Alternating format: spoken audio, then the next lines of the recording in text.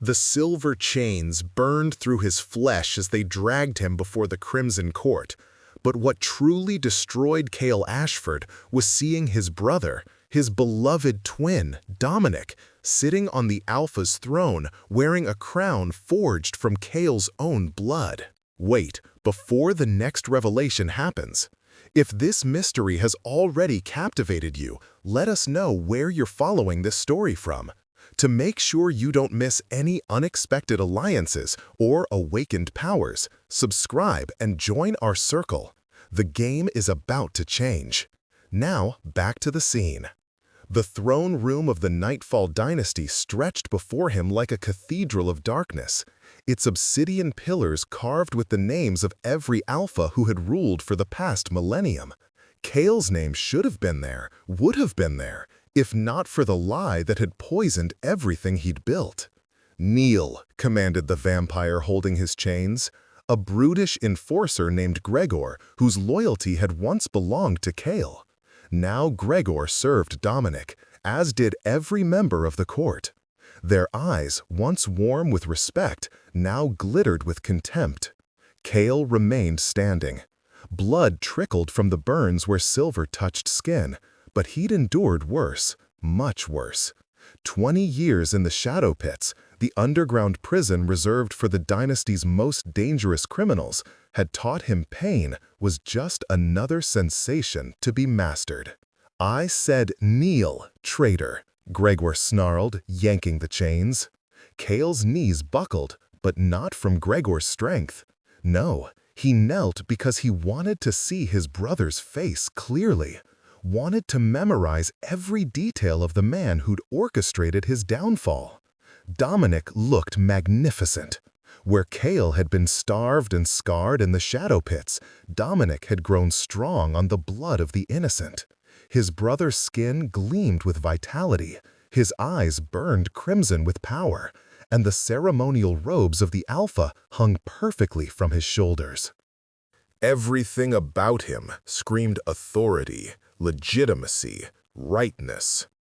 Everything about him was a lie. "Hello, brother," Dominic said, his voice carrying across the silent court.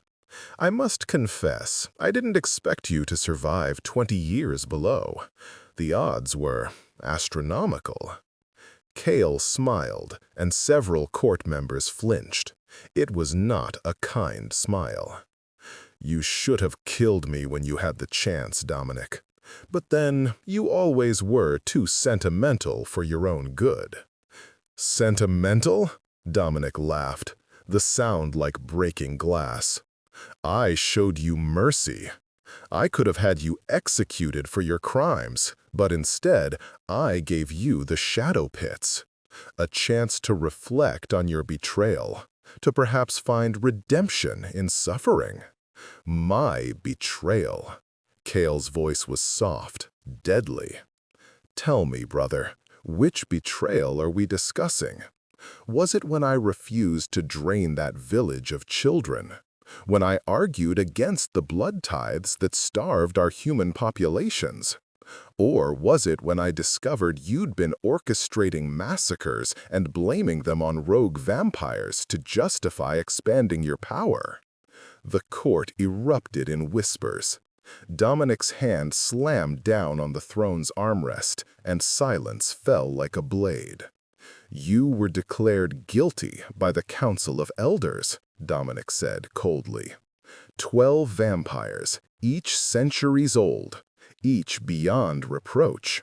They examined the evidence, the testimonies, the blood samples, the witnesses who saw you drain entire families. You were convicted not by my word alone, but by irrefutable proof. Proof you fabricated. Cale's chains rattled as he shifted, testing their strength. Still too strong. He'd need a better moment. But we both know the truth, don't we? The council didn't examine anything closely because they were too eager to believe. The righteous Alpha, the one who refused to feed on innocence, the one who preached coexistence with humans. Of course he was a hypocrite, Of course his morality was just a mask. That's what you sold them, and they bought it eagerly. Dominic's expression remained neutral, but Kael saw the flicker in his eyes. Uncertainty, fear, good. The evidence speaks for itself, Dominic continued. But if you've spent 20 years nurturing delusions of innocence, I suppose that's to be expected. The shadow pits drive most vampires insane within a year. That you retained enough sanity to stand trial again is remarkable. Trial? Kael laughed, the sound echoing off the stone walls. Is that what this is? Or is it a toss disguised as justice? Tell me, brother, why drag me from the shadow pits now? After 20 years of silence, why this sudden theatricality? For the first time, Dominic looked uncomfortable. He shifted on the throne, his fingers drumming against the armrest. When he spoke, his voice was measured, careful. Because rumors have begun to spread.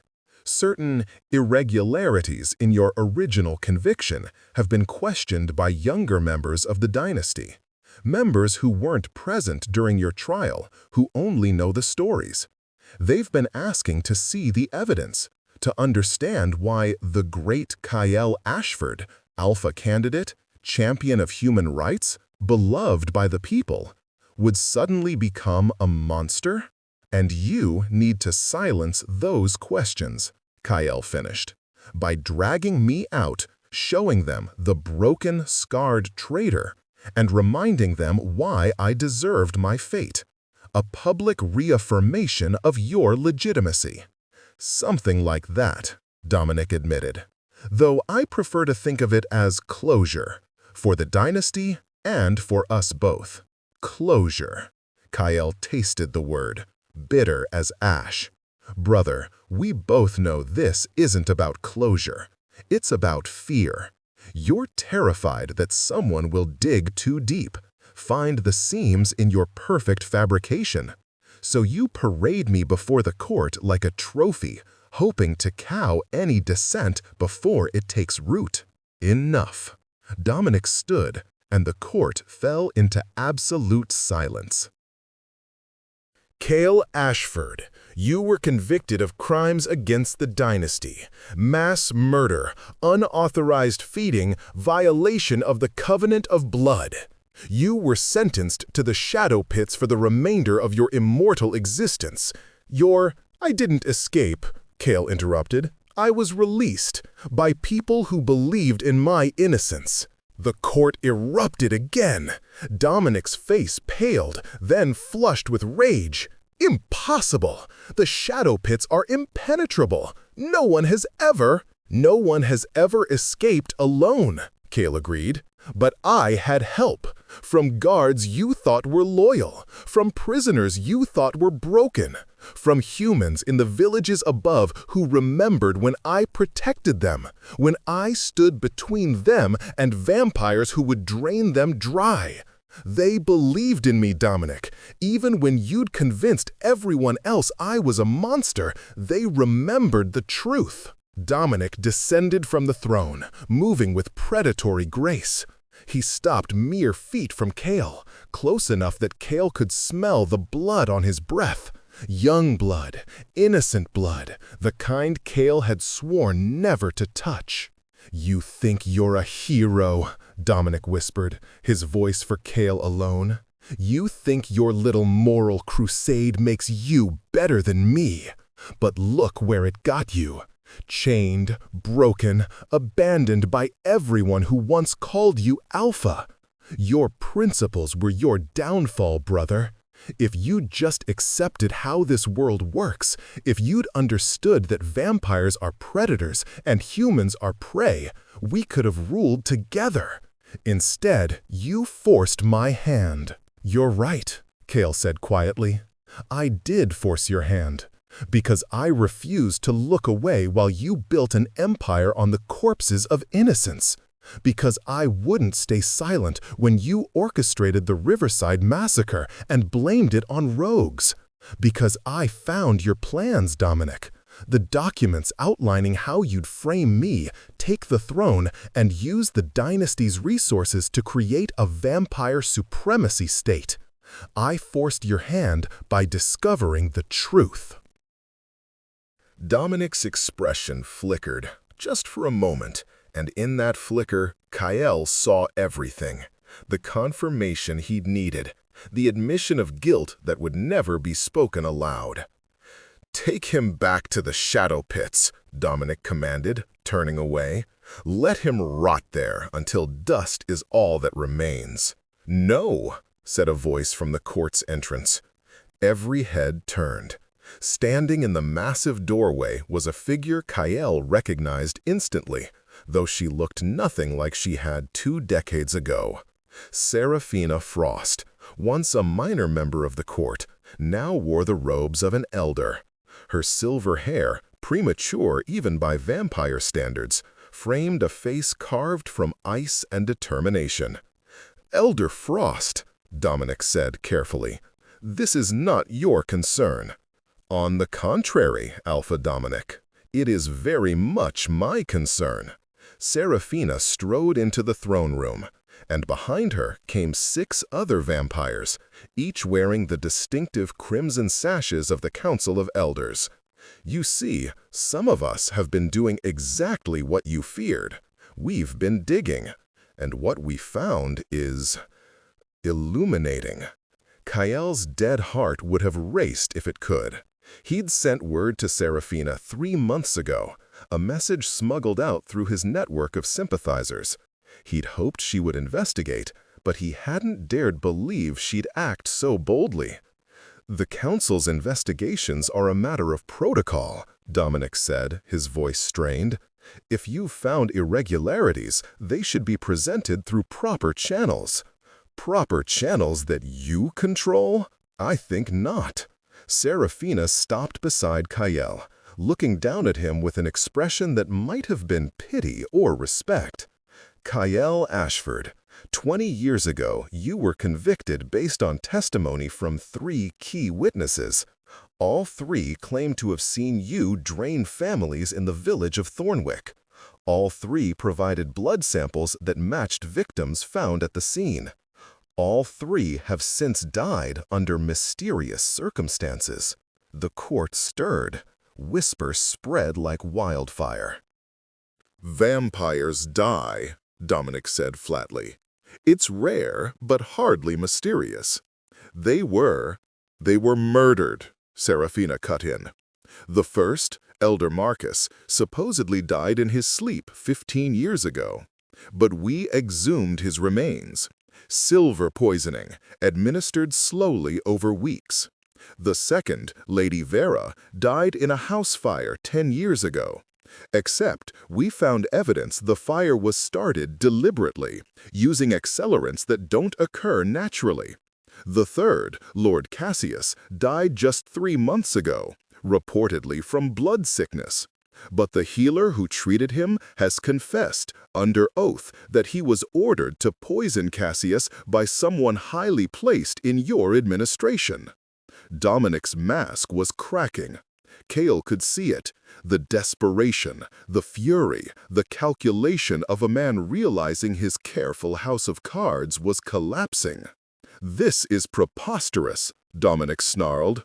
"Elder Frost, you're making accusations without proof, based on—" "We have the healer's testimony, signed and witnessed," Seraphina interrupted. She produced a scroll from her robes. "We have financial records showing payments from the Alpha's treasury to various individuals, payments that coincide with the deaths of everyone who might have questioned your rise to power. And most damningly, we have this." She held up a small vial of blood. In the torchlight, it gleamed like liquid rubies. "This is Kael Ashford's blood, taken at the time of his conviction. It was compared to blood found at the Thornwick massacre site and declared a match. But Elder Marcus kept a separate sample, hidden, with instructions that it be tested again if he died under suspicious circumstances. We had that testing done by 3 independent blood mages. The results were unanimous. This blood has been altered, magically manipulated to appear as though it had fed recently and violently, when in fact it showed no signs of such feeding. The court exploded into chaos. Vampires shouted, argued, demanded explanations. Some moved toward Dominic, others toward Kyle. Gregor released Kyle's chains and stepped back, uncertainty written across his brutal features. Dominic stood frozen, his face a mask of controlled rage. Then, slowly, he began to laugh. "Oh, Serafina," he said, shaking his head. "You clever, clever fool. You've uncovered a conspiracy, yes, but not the one you think." He turned to address the full court, his voice rising above the din. "My brother was always brilliant. Even from the shadow pits, even broken and scarred, he managed to orchestrate this masterpiece. False evidence, coerced testimony, manipulation of the council itself. Don't you see? This is exactly what he did 20 years ago. He manipulated evidence, bribed witnesses, twisted the truth. And now he's doing it again, using the very techniques he perfected to frame me for his crimes." It was masterful, Kyle had to admit it. Dominic was turning the revelation against him, using Kyle's own vindication as proof of his guilt. "Except for one problem," Kyle said, his voice cutting through the chaos. He stood, the silver chains falling away. He'd been working the locks since Serafina arrived, using techniques learned in the shadow pits. "You're forgetting something, brother, something crucial." Dominic tensed. "And what's that?" "I can prove my innocence. Not with testimony or blood samples or documents. Those can all be faked, as you've so expertly demonstrated." Kyle rolled his shoulders, feeling strength return to his limbs despite 20 years of starvation. "No, I can prove it the old way. The way our dynasty has settled disputes for 1,000 years." Understanding dawned in Dominic's eyes, followed by fear. "I challenge you, Dominic Ashford, for the throne of the Nightfall dynasty. Trial by combat, alpha against alpha. Winner takes the crown and the truth. Loser takes the shadow pits, or death if they prefer." The court fell absolutely silent. Trial by combat was ancient law, rarely invoked but never denied. It was the foundation of their dynasty, the primal truth beneath all their civilization. Might made right. Strength proved truth. "You're insane," Dominic said flatly. "You've been starved for 20 years. You're scarred, weakened, barely able to stand. I would tear you apart." "Then accept the challenge," Kale pressed. "If I'm truly guilty, if you're truly righteous, the combat will prove it. Our blood recognizes truth, brother. That's why trial by combat has never lied in 1,000 years of our history. The worthy alpha always wins." Dominic looked trapped. If he refused, he admitted weakness. If he accepted, he risked exposure. But there was no graceful way out, not with the entire court watching. "Very well," Dominic said finally. "I accept your challenge, Kale Ashford. We fight at midnight in the arena of Ascension. If you somehow manage to defeat me, the throne is yours. When I defeat you, you go back to the shadow pits, forever this time." "Agreed," Kale said. He turned to Serafina. "Elder Frost, you'll officiate?" "I will," she confirmed. "The combat will be clean, traditional, and final. No interference, no magic beyond what flows naturally in vampire blood. Are these terms acceptable?" Both brothers nodded. As guards escorted Kale to a preparation chamber, he caught Serafina's eye. She gave him the smallest nod, a gesture of support or perhaps farewell. They both knew the odds. Cale was weakened, half-starved, his body a map of scars from 2 decades of torture. Dominic was at his peak, fed on powerful blood, trained by the best fighters in the dynasty. In any rational assessment, Cale should lose. But Cale hadn't survived 20 years in the shadow pits by being rational. The preparation chamber was sparse, a bench, a table, a mirror. Cale studied his reflection, barely recognizing the creature staring back. His face was gaunt, his eyes haunted, his body lean and hard like weathered stone. He looked like a ghost, a revenant returned from death. Perhaps that's exactly what he was. A knock at the door. Cale turned, expecting a guard, but found instead a young vampire he didn't recognize. A girl, barely past her first century, with nervous eyes and trembling hands. "Lord Ashford," she whispered, "I'm Elena. I needed to see you before the fight." "Why?" "Because you saved my family." Tears, blood-tinged, rolled down her cheeks. 25 years ago, there was a rogue vampire attacking the village where I grew up. He had already killed 6 people. You came alone, without backup, and you stopped him. You saved us. Then you stayed for a week, making sure we were safe, teaching us how to protect ourselves.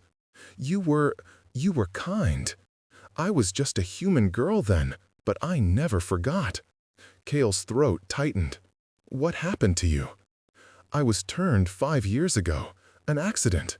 A vampire lost control during feeding. I should have died, but he managed to stop in time, and I changed.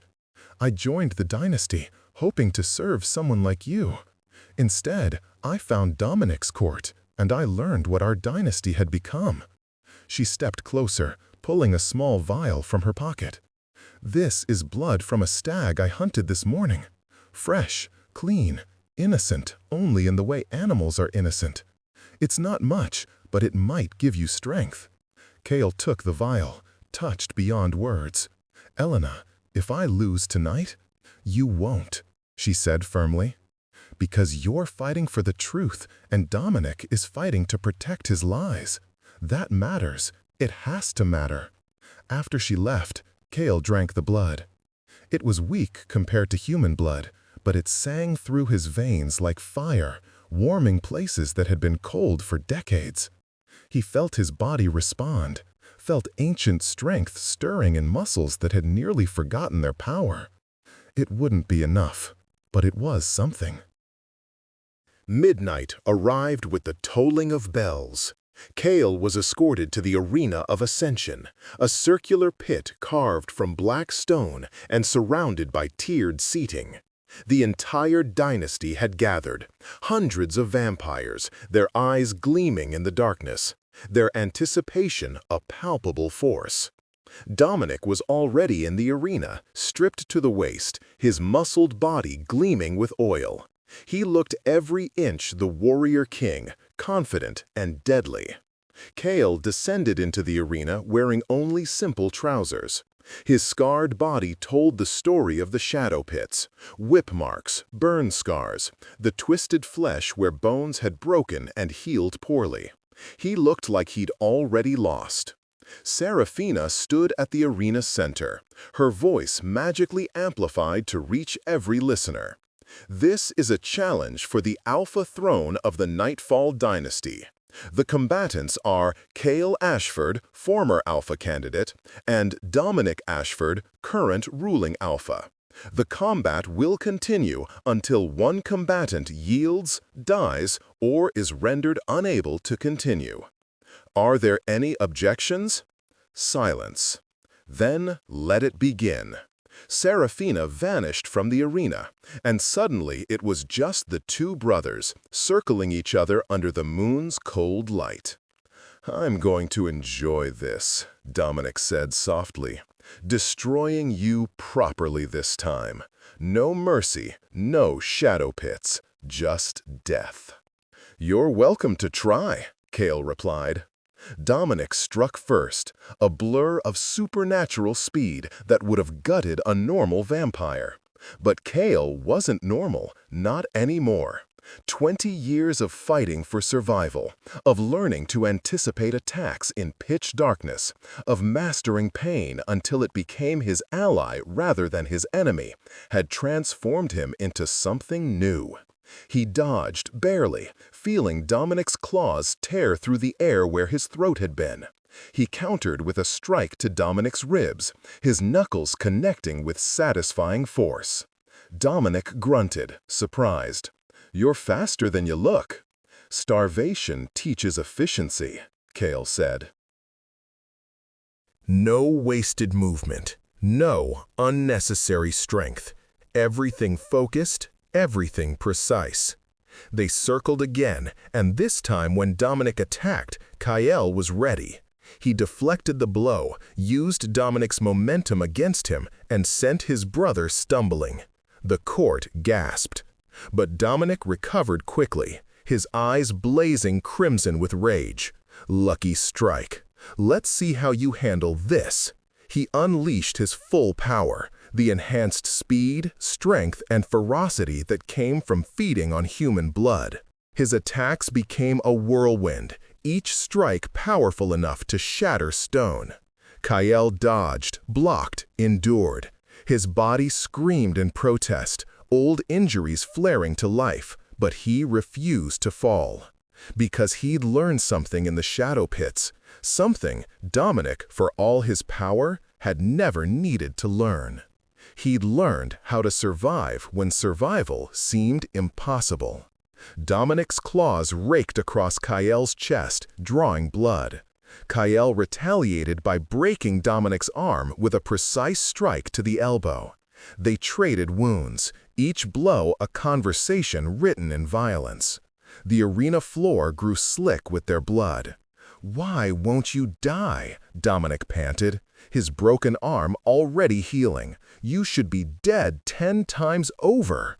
"Because I have something you don't," Kyle gasped back. "I have truth on my side. I have innocence. And I have 20 years of pain that taught me the difference between strength and cruelty." He launched himself at Dominic, abandoning defense entirely. They crashed together, a tangle of fangs and claws and desperate strength. They rolled across the arena floor, each trying to gain the upper hand. And in that moment, pressed close to his brother, Kyle whispered, "I forgive you." Dominic froze, just for an instant, just long enough. Kyle's hand found Dominic's throat. He squeezed, not enough to kill, but enough to control. "Yield," he commanded. "Yield and tell them the truth, or I end this now." Dominic's eyes were wide, uncomprehending. "What?"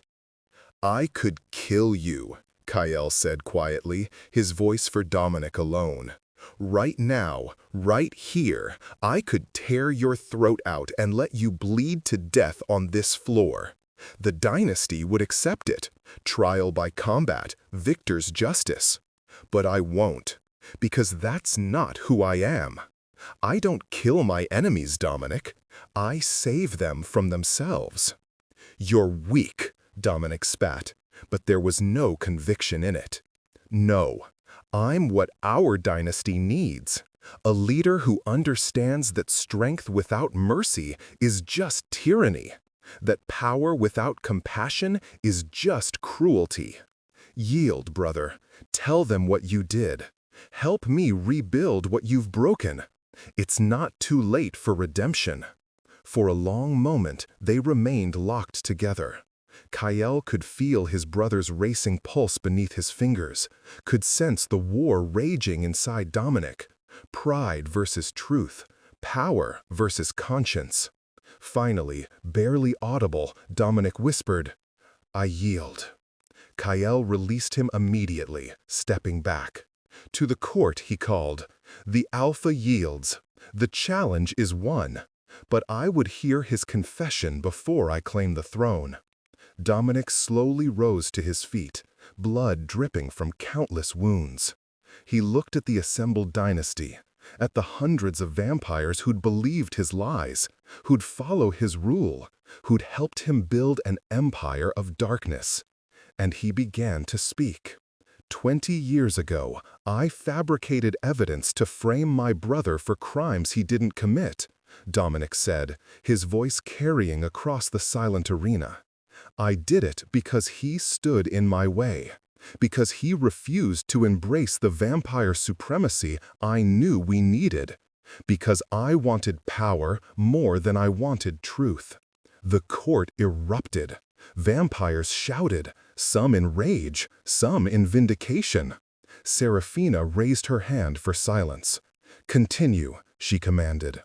"I orchestrated the Riverside Massacre," Dominic said, each word seeming to cost him. "I hired rogue vampires to attack the village, then blamed it on random violence. I used it to justify harsher laws, stricter control, expanded feeding rights.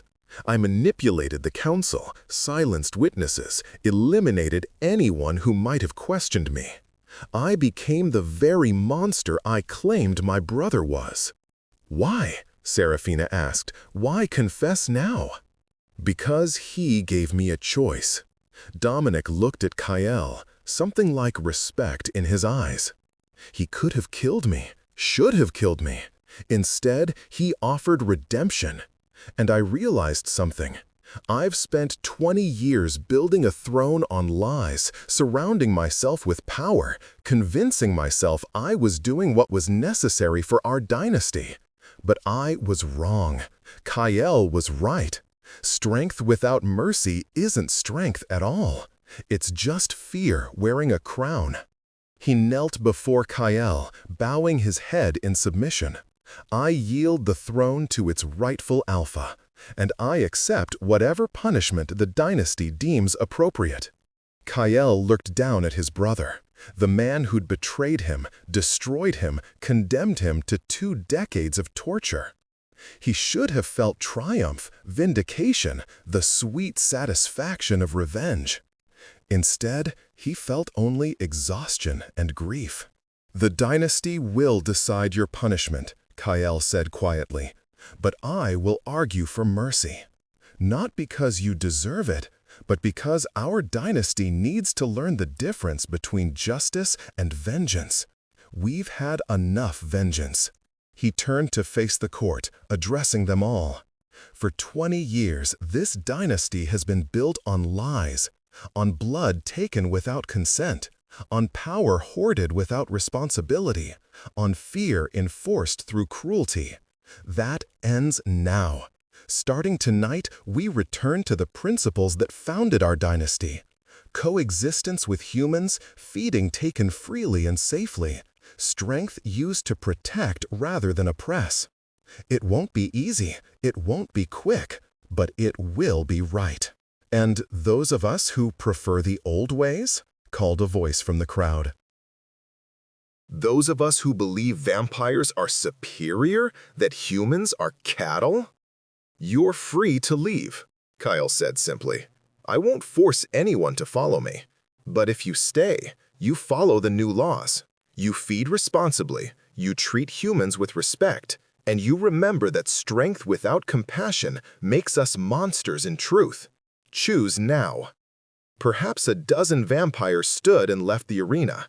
The rest remained, and in their eyes, Kael saw something he hadn't seen in 20 years, hope. Serafina approached, carrying the Alpha's crown. "Kael Ashford, by right of combat and confession, you are declared rightful Alpha of the Nightfall dynasty. Do you accept this burden?"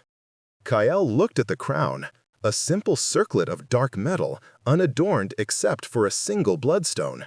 It looked heavier than he remembered. "I accept," he said, "not because I want power, but because our dynasty needs healing, and I'm the only one broken enough to know how." Serafina placed the crown on his head, and the court erupted in cheers, genuine cheers this time, not the forced applause of a tyrannical regime. Kael felt the weight of the crown, the weight of responsibility, the weight of 1,000 years of history settling on his shoulders. It was crushing, it was terrifying, it was necessary. The following weeks were chaos. Kael dismantled Dominic's power structure piece by piece, replacing corrupt officials with vampires who'd proven their integrity.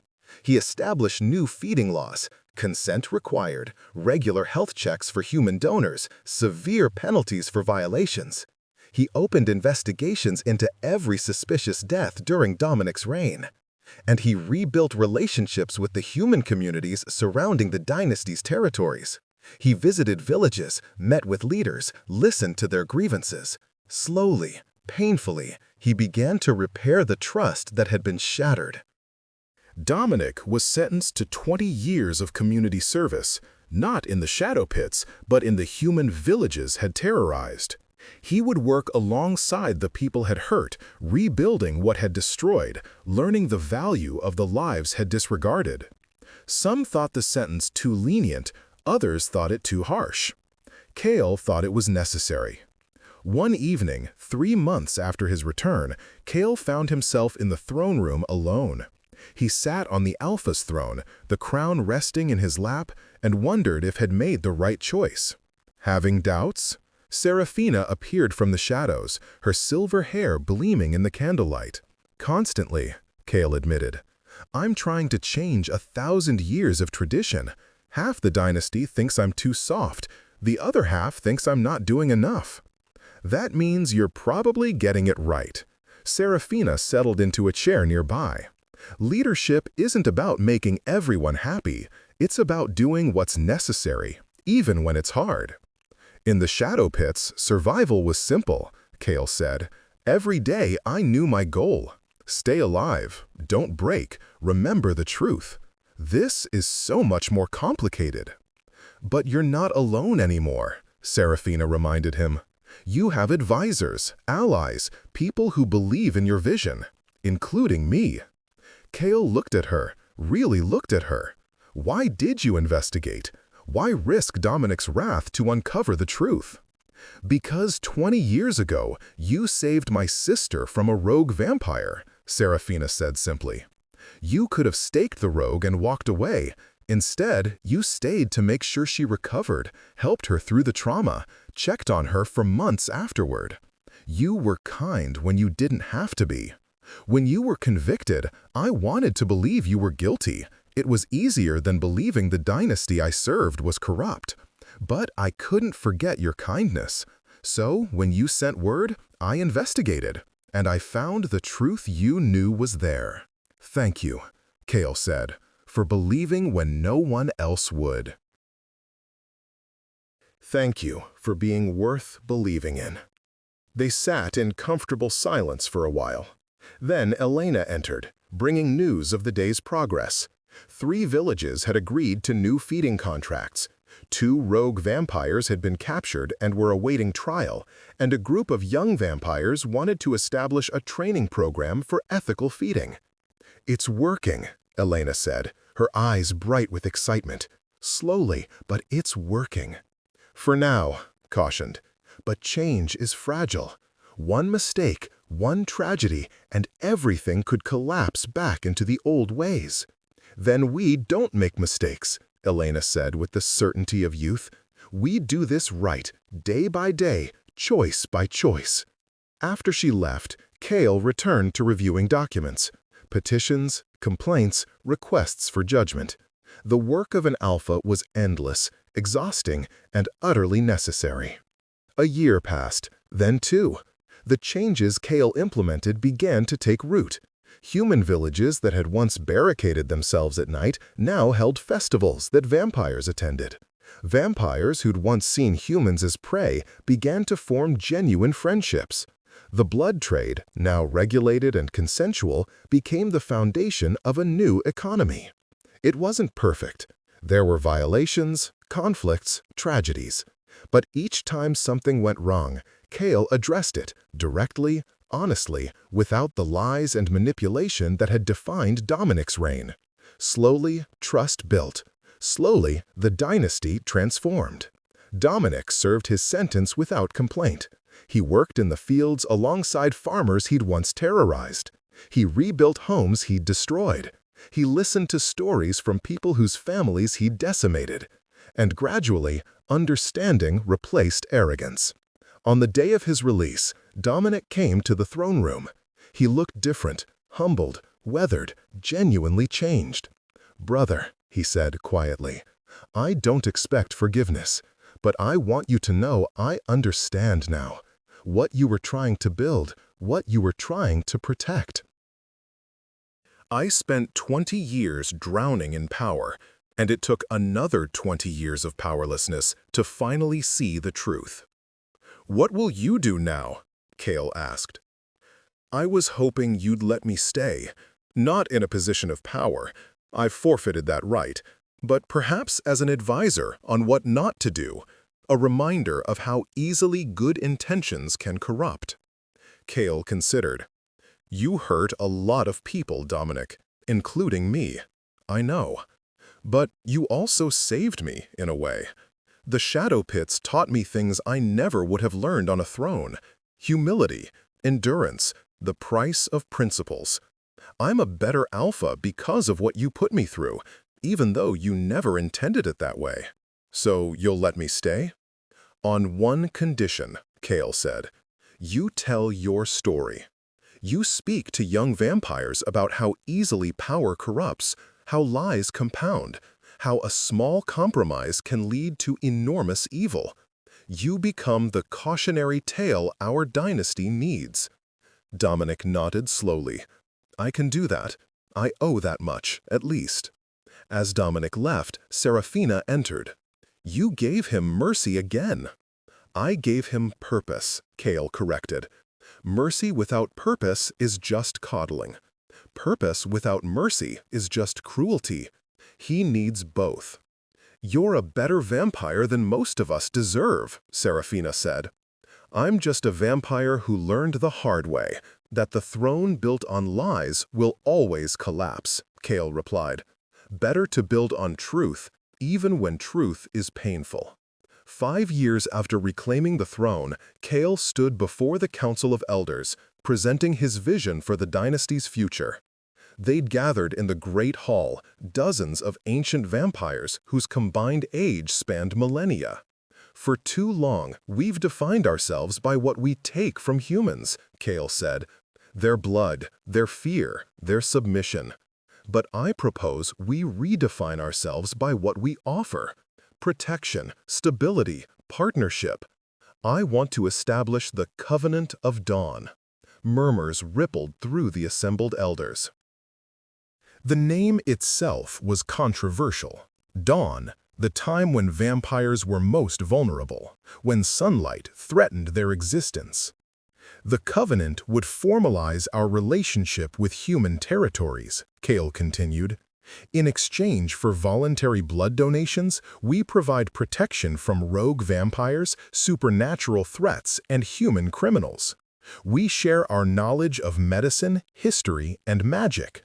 We become allies rather than predators." "You're proposing we serve humans?" one elder scoffed. "We're the superior species. We should rule, not serve." "Are we superior?" Cale challenged. "We're stronger, faster, longer lived. But we're also dependent on human blood for survival. We're parasites, if we're honest. The question isn't whether we're superior, it's whether we choose to be parasites or symbiotes. Parasites eventually kill their hosts. Symbiotes ensure both species thrive." An ancient vampire named Mordecai, who'd sat on the council for 6 centuries, leaned forward. "You speak of thriving, young Alpha, but I remember the old days, before the hunts, before the wars. Humans and vampires did coexist peacefully. It lasted perhaps 3 generations before fear and greed destroyed it. What makes you think this time will be different?" Because this time we have accountability, Kale said. He gestured to the documents spread before him. The covenant includes enforcement mechanisms, joint tribunals to judge violations on both sides, regular reviews of the agreements, clear, specific consequences for those who break the peace, and most importantly, education. We teach young vampires about ethical feeding. We teach humans about vampire nature, removing the mystery that breeds fear. Knowledge and accountability, those are what will make this work.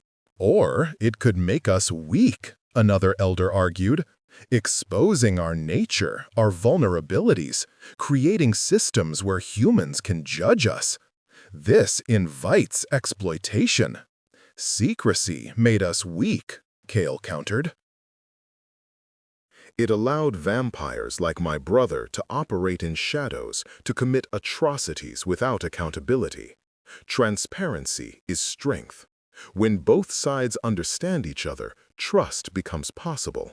And trust is the foundation of lasting peace. The debate raged for hours. Finally, Mordecai called for a vote. The Covenant of Dawn passed by a narrow margin. 8 elders in favor, 7 against. It was enough. Over the next decade, the Covenant transformed the dynasty's territories. Human villages prospered under vampire protection. Trade flourished. Mixed councils formed, humans and vampires governing together.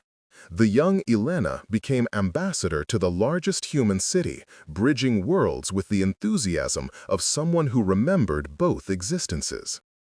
But not everyone was pleased. In the shadows, a faction grew. Vampires who longed for the old ways, who saw Kale's reforms as betrayal of their nature. They called themselves the Crimson Purists, and they were gathering strength. Their leader was a vampire named Silas Blackwood, an ancient who'd survived the great vampire-human wars of centuries past. He'd watched Kale's rise with growing disgust. "The boy Alpha has neutered us," Silas told his followers in a hidden chamber deep beneath the dynasty's territories. "He's made us into lapdogs, begging for scraps from human masters. We were gods once. We should be gods again." "What do you propose?" asked one of his lieutenants, a female vampire named Ravenna who'd lost her position of power under Kale's reforms. "We remind the world what vampires truly are," Silas said. "We stage an attack so brutal, so devastating, that humans will never trust vampires again. The Covenant will collapse, the old order will return, and we'll depose the weak Alpha who brought us to this pathetic state." They planned meticulously. The target was Ironhaven, the largest human city in the dynasty's protection, where Elena served as ambassador. The attack would come during the Festival of Unity, when humans and vampires celebrated their alliance. Maximum casualties, maximum horror, maximum destruction of trust. But they made one critical mistake. They underestimated Kyle's network. A young purist, newly recruited and still uncertain, confessed the plot to Elena. She immediately sent word to Kyle, who mobilized his forces. The night before the attack, Kyle personally led a strike team to the Purists' headquarters. The battle was brutal. The Purists were skilled, ancient, powerful. But Kyle had something they lacked: absolute conviction in his cause. He fought not for power or dominance, but for the peace he'd built, for the lives that depended on the Covenant's survival. When the dust settled, most of the Purists were captured. Silas Blackwood stood among the ruins, bloodied and defiant. "You can't stop what we represent," Silas spat. "There will always be vampires who reject your weakness, who remember the glory of our supremacy." "You're right," Kyle said, surprising him.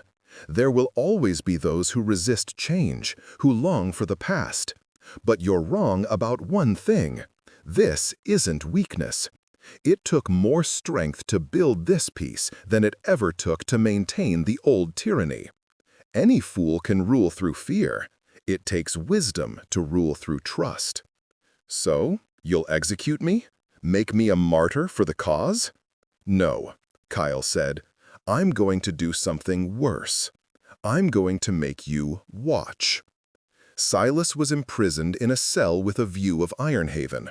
Day after day, year after year, he was forced to witness the success of the covenant he'd tried to destroy. He watched humans and vampires work together, celebrate together, build a future together. He watched the peace hold, strengthen, flourish. It was, as Kyle had promised, worse than death.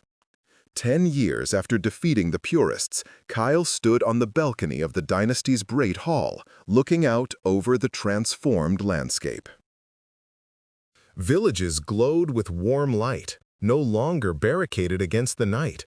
Vampires and humans walked the roads freely, without fear. Children, human and young vampires alike, played together in the streets. Elena joined him, now a century old but still young by vampire standards. Remembering where we started? Always, Kyle said. The shadow pits, the betrayal, the 20 years of darkness, I can't forget. Should you forget? No, because forgetting would mean taking this for granted. He gestured to the peaceful scene below. Every day, I remember how fragile this is, how easily it could collapse back into violence. That memory keeps me vigilant. Do you ever regret it? Elena asked. Choosing mercy over vengeance? Forgiving Dominic instead of executing him? Building bridges instead of walls? Kyle thought for a long moment. I regret the pain it caused. The vampires who left because they couldn't accept the changes. The humans who died before we perfected the system. The setbacks and failures along the way. But the choice itself? No, because the alternative would have been to become exactly what Dominic was. A ruler who maintained power through fear and lies. I'd rather fail trying to build something better than succeed at perpetuating something broken. Dominic himself appeared, carrying reports from the human villages. He'd become Kyle's most trusted advisor on avoiding corruption, not because he was wise, but because he intimately understood every pitfall. The northern villages are requesting more vampire guards, Dominic said. There's been trouble with human bandits. They specifically asked for vampires because they trust them more than human soldiers. Kyle raised an eyebrow. Humans trusting vampires over their own kind? That's progress, or proof we've all lost our minds, Dominic said wryly. But there was fondness in his voice. 25 years of redemption had softened him, transformed him from the tyrant had been into something resembling the brother Kale remembered from their youth. You've done well, Dominic, Kale said quietly. Better than I expected. I had good motivation, Dominic replied. Every day I remember the people I hurt. Every day I try to do better. It's exhausting and it's never enough, but it's something. That's all any of us can do, Kale said. Try to be better than we were yesterday. Serafina joined them, bringing news from the council. The Western Territories want to adopt the Covenant of Dawn. 3 other vampire dynasties are sending envoys to learn about our system. KL, what you've built here, it's spreading. Good, KL said, but we need to be careful about expansion. Every new territory means new challenges, new opportunities for failure. We can advise, but each dynasty needs to adapt the covenant to their own circumstances. Spoken like someone who's learned humility, Serafina observed. Spoken like someone who spent 20 years being humbled, Kale corrected. That night, Kale returned to the place where his journey had truly begun, the Shadow Pits. The prison had been converted into a memorial, a museum documenting the dynasty's dark past. Cells that once held tortured vampires now displayed testimonies, artifacts, reminders of what happens when power goes unchecked. Kale descended to his old cell, the place where he'd spent 20 years in darkness. Someone had carved words into the stone, words he'd scratched with his own claws during the darkest moments. Truth survives lies. Light survives darkness. I survive. Does it get easier? A voice asked. A young vampire stood at the cell's entrance, one of the former purists, now reformed and working as a guard at the memorial. Does what get easier? Kale asked. Living with your past. I did terrible things as a purist, hurt people, nearly destroyed the peace. Now I'm trying to make amends, but the guilt never fades. Kale studied the young vampire. What's your name? Thomas. Thomas, the guilt isn't supposed to fade. It's supposed to motivate you. Every day, you wake up and you choose to be better than you were. Some days you'll succeed, some days you'll fail, but the trying, that's what matters. That's what separates the monsters from those of us still fighting to be more than our nature. And if I fail, if I give in to the hunger, the violence, then you get back up and try again, Kale said simply. I've failed more times than I can count. The difference between failure and defeat is whether you stop trying. Thomas nodded slowly. Thank you, Alpha, for not giving up on us. The purists, I mean. You could have executed us all. Would have been easier. Easier doesn't mean better, Kale replied. I learned that in this cell. As Thomas left, Kale remained alone in the darkness. He thought about the journey that had brought him here. From idealistic alpha candidate to betrayed prisoner to redeemed ruler. Every step had been necessary, even the painful ones, especially the painful ones. A year later, on the 25th anniversary of Kale's return from the Shadow Pits, the dynasty held a celebration. Vampires and humans gathered in the Great Square, where a monument had been erected. A sculpture of two hands clasped together, one pale and cold, one warm and living. At the base was inscribed, "From darkness we chose light. From fear we chose trust. From the past we build the future." Kale gave a speech, brief and heartfelt. 25 years ago, I returned from the Shadow Pits with nothing but scars and determination. I wanted revenge. I wanted to tear down the throne built on lies. And I did tear it down, but not with violence. I tore it down by building something better in its place. This peace we share, this trust we've built, it's not perfect, it never will be, but it's real, and it's ours. All of us, vampire and human alike, we created this together. We maintain it together. And together, well, pass it to the next generation, better than we received it. The crowd erupted in applause, genuine, enthusiastic, unified. Kale looked out over the assembled faces, seeing hope where once there'd been only fear. Elena approached with a young human girl, perhaps 12 years old. "Alpha Kale, this is Maya. She wanted to meet you." The girl looked nervous but determined. "Lord Ashford, my grandmother told me stories about you. She said you saved her village from a rogue vampire when she was young. She said you were the kindest monster she ever met." Kale knelt to the girl's level. "I'm not sure whether to be honored or insulted by that description." Maya giggled. She meant it as a compliment. She said you proved monsters can choose to be heroes. "We're all monsters in some way," Kale said gently. "The question is what we choose to do with our monstrous nature. Use it to hurt or use it to protect."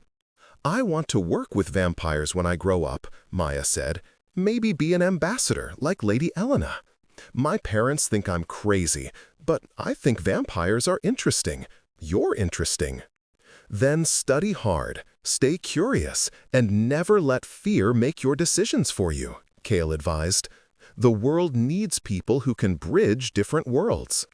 As Maya ran back to her family, Elena smiled. She's the future you've built, a child who sees vampires as potential allies, not automatic threats. Let's hope the future proves me right, Cale said.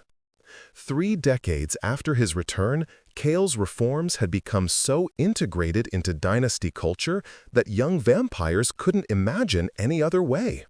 The Covenant of Dawn had been adopted by 6 other vampire dynasties. The joint tribunals had successfully mediated hundreds of disputes. The blood trade had evolved into a sophisticated system that protected both donors and vampires. But Cale knew better than to rest on his accomplishments. Complacency was the enemy of progress. So he continued to innovate, continued to challenge, continued to push for better systems. He established the Academy of Coexistence, where young vampires and humans studied together, learning each other's histories, cultures, strengths, and weaknesses. He created the Memorial Fund, which compensated families who'd suffered under the old regime. He opened the dynasty's archives, making centuries of hidden history accessible to all.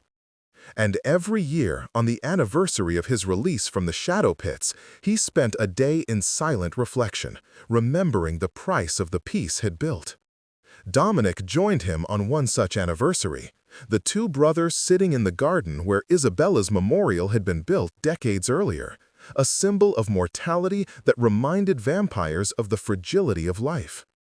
"Do you think we've succeeded," Dominic asked, "in building something that will last?" "Nothing lasts forever," Cale said, "but we've built something strong enough to survive us. That's all anyone can hope for." "I still dream about it sometimes," Dominic admitted. "The person I was, the things I did. In the dreams, I'm on the throne again, and I'm making the same choices, unable to stop myself even though I know they're wrong." "That's called a conscience," Cale said. "Congratulations, you've developed one." Dominic laughed bitterly. "Took me 45 years and countless amends." "Better late than never," Cale replied. "And for what it's worth, I'm proud of you, brother. Not for what you were, but for what you've become." Tears welled in Dominic's eyes, blood-tinged, as vampire tears always were. "I don't deserve your pride." "Probably not," Cale agreed, "but I'm giving it anyway. That's what mercy means." They sat in silence, watching the sunset paint the sky in brilliant colors. 2 brothers who'd been enemies, who'd destroyed and rebuilt each other, who'd learned that forgiveness was harder and more powerful than vengeance. As the stars began to emerge, Kyle stood. "Come, we have work tomorrow. The Northern Territories are requesting mediation, and there's a proposal for expanding the academy. The work never ends." "Would you want it to?" Dominic asked. Kyle considered. "No, because the work is the proof that we're still trying, still building, still choosing to be better than our nature." They walked back toward the Great Hall together, their shadows merging in the twilight. Behind them, the memorial garden stood quiet and beautiful, a testament to the truth that even in darkness, hope could take root and flourish. 50 years after his return from the Shadow Pits, Kyle Ashford stood before a new generation of vampires at the Academy of Coexistence. They were young, enthusiastic, unburdened by the memories of the old ways. To them, the Covenant of Dawn wasn't revolutionary. It was simply how things were. "Tell us about the old days," one student asked, "when vampires and humans were enemies." Kyle smiled. "The old days weren't that long ago. I'm not ancient history yet." "But you are history," another student said. "You're the Alpha who changed everything. The one who chose mercy over revenge. The one who refused to drink innocent blood even when everyone else did." "I wasn't that noble," Kyle said honestly. "I made plenty of mistakes. I failed more times than I succeeded, but I kept trying. That's the lesson I want you to take from my story. Not that I was heroic, but that I was persistent. Change doesn't happen because of grand gestures. It happens because of countless small choices made day after day to be slightly better than yesterday." "What would you tell yourself?" a human student asked. "If you could go back to when you were in the shadow pits, what would you say?" Kyle thought carefully. "I'd tell myself that the pain has purpose, that the darkness will end, that choosing to forgive will be harder than choosing to hate, but infinitely more rewarding." And I'd tell myself that the throne built on lies will fall, but the foundation built on truth will endure. The students applauded, and class dismissed. As they filed out, chattering about assignments and plans, Cale felt a deep sense of satisfaction. These young people didn't see vampires and humans as separate species in an eternal conflict. They saw each other as individuals, as friends, as partners in building a shared future. That night, alone in his private chambers, Cale removed the Alpha's crown and studied it. The simple circlet of dark metal, worn by countless rulers before him, each leaving their mark on dynasty history. His mark would be mercy, forgiveness, the radical notion that strength could be gentle, that power could serve rather than dominate, that monsters could choose to be heroes. It wasn't the legacy he'd imagined in his youth when he dreamed of being Alpha. Back then, he'd envisioned glory, conquest, the expansion of vampire territories. The shadow pits had burned those ambitions away, leaving something purer behind. A knock at the door. Elena entered, now a distinguished elder herself, her century and a half giving her gravitas and wisdom. "The council wants to commission your biography," she said. "A complete history of your life, your imprisonment, your return, and the transformation of the dynasty. They want future generations to understand how we got here." "And they want you to write it?" Cale guessed. Elena smiled. "You know me too well." "Will you tell the truth?" Cale asked. "Not the legend, but the truth? That I was angry and vengeful when I returned? That I wanted to destroy Dominic, not save him? That mercy was a choice I struggled with, not a natural virtue?" "That's exactly what I'll tell," Elena promised. "Because that's the story that matters. Not the tale of a perfect hero, but of a flawed person who chose to be better than his worst impulses. That's the story that will inspire people." "Then write it," Cale said. All of it. The good, the bad, the failures and successes. Let history judge me honestly. Elena began her work the next day.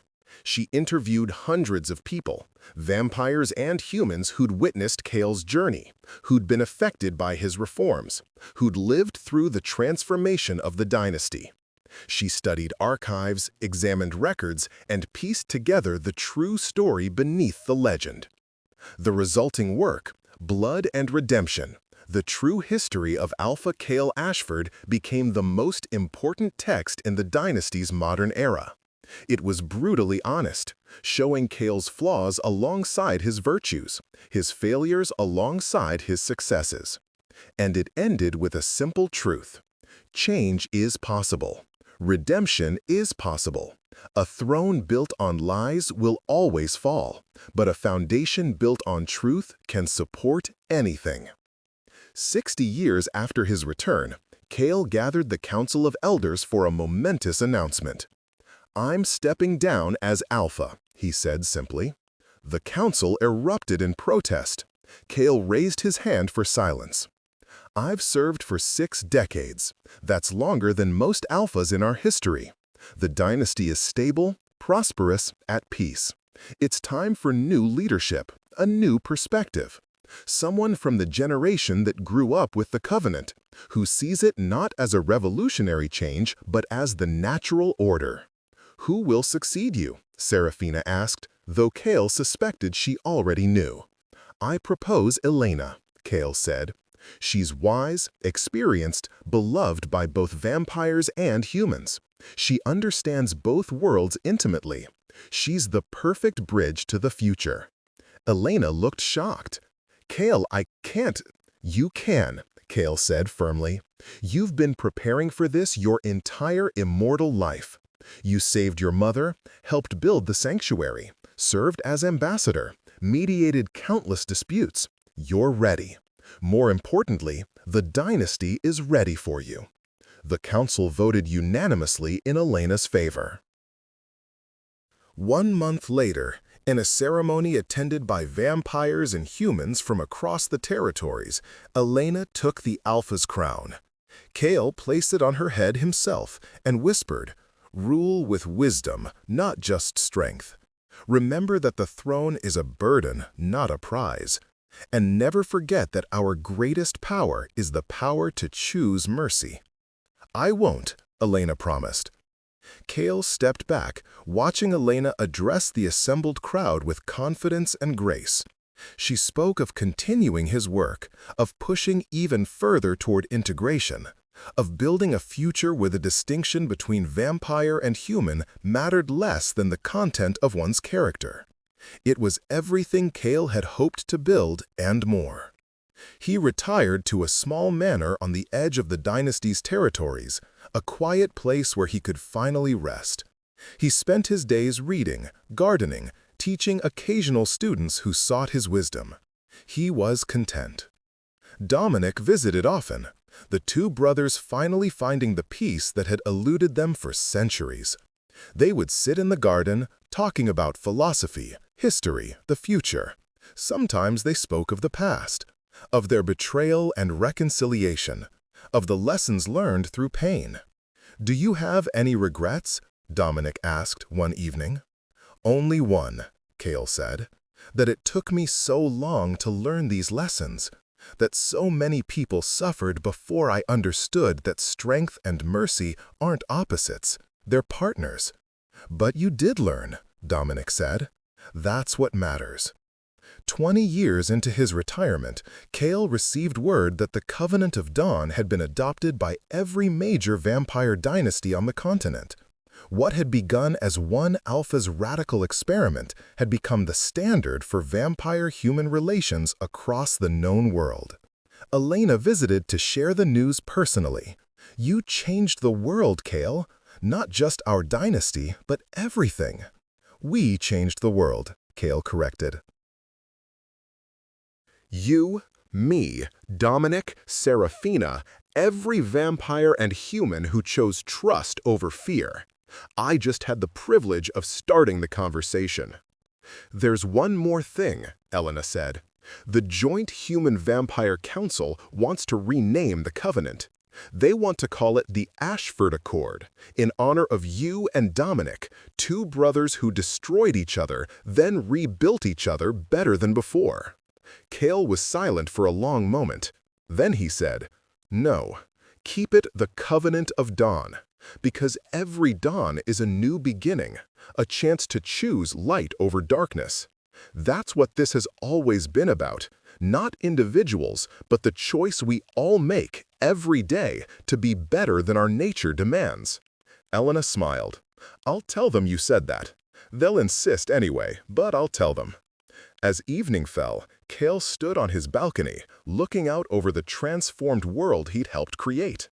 In the distance, vampire and human children played together, their laughter carrying on the wind. Villages glowed with warm light. The roads were safe, the people were free, and the future was bright with possibility. He'd been betrayed, broken, imprisoned for 20 years in the darkest pit imaginable. He'd returned burning with righteous fury, determined to tear down the throne built on lies. And he had torn it down, not with violence, but with vision, not with vengeance, but with virtue. He'd proven that refusing to drink innocent blood wasn't weakness, but the purest form of strength. The alpha vampire who'd been betrayed had returned, just as everyone feared. But he'd returned to build, not to destroy, to forgive, not to condemn, to prove that even from the deepest darkness, light could emerge triumphant. As the first stars appeared in the twilight sky, Kale smiled. His work was done. The throne built on lies had fallen, and in its place stood something infinitely more valuable, a foundation of truth that would endure long after he turned to dust. And that, he thought, was the only legacy that mattered.